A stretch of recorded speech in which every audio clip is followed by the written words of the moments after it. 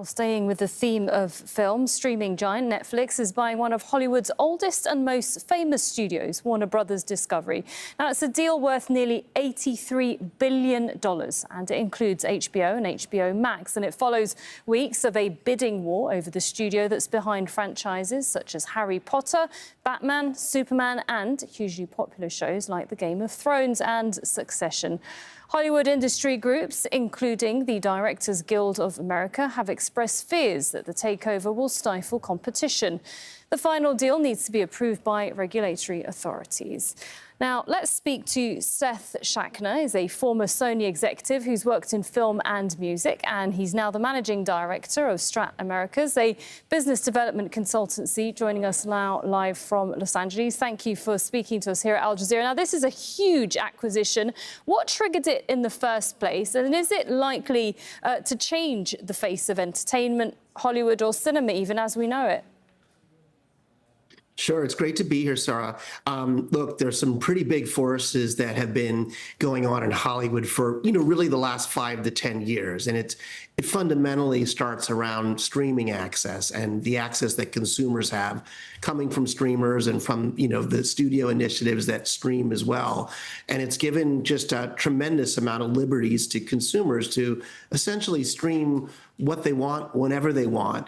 And it kind of runs against the grain of old Hollywood, if you will. And I think the more Netflix has grown, and it's by far and away an industry leader, I think all the studios out here have been kind of on the defensive, kind of defending against it. And part of the strategy has been, let's launch our own streaming services and build our own businesses to go to direct to consumer. But increasingly, as Netflix has become so powerful and Disney has also bulked up, part of the idea has been to the studios to combine forces, basically, so to merge, if you will. And this sort of development came a little bit as a surprise because Netflix does not have a history of acquiring things, and it's a streamer, not a studio. But they made an enormous bid. They put a huge, what's called a breakup fee on the table, $5.8 billion, I think. And I think it, was kind of aligned with what Warner Discovery's board really wanted to do, which was to kind of split itself up into a couple of divisions and try and get as much as they possibly can for the divisions. Right, and you said that it has come as a surprise, but it needs to be approved first by competition authorities. Is it likely to get the thumbs up, do you think? That's a really good question. I can't say that right now. I think a couple of the bidders, Comcast, NBC was another bidder, as well as Paramount. But I think Comcast and Netflix, the common thinking out here in LA is that they would get more regulatory scrutiny. The U.S. government has already kind of publicly expressed some skepticism on it. And, the scrutiny can be for anything. It can be for broadcast licenses. But I think the real question here is, does it kind of grow the market? Does it expand the market, if you will? Does it reduce the pool for writers and talent to get paid and compensated? And those are really hard questions right now. So I don't know if it'll get regulatory. You actually got to my point, which was going to be that you are in LA. What's the reaction you're getting, in terms of who stands to lose from such a gigantic shake-up, rather, especially at a time when the film industry is already facing a lot of changes?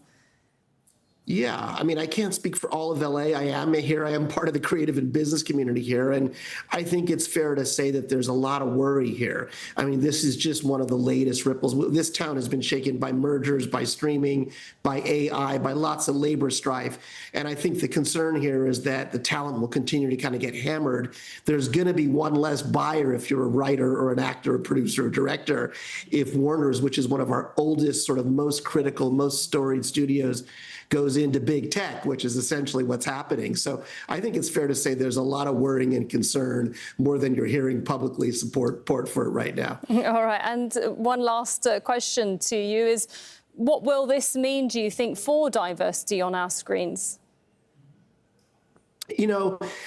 I think that there's so much content available globally right now that, one shouldn't worry too much about that, actually. I think you could probably look inside the Warner Discovery and Netflix enterprise and look at what will happen to movie theaters and how many things get released. But I still think, YouTube's out there, which is probably the biggest competitor to Netflix.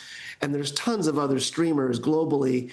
So I don't tend to worry about that as much as I do what will happen to the Hollywood ecosystem, which I think is going to be, more impacted than anything. Right. Well, certainly a lot more options than when we were younger. Thanks very much, Seth Schachner there. Great to be here.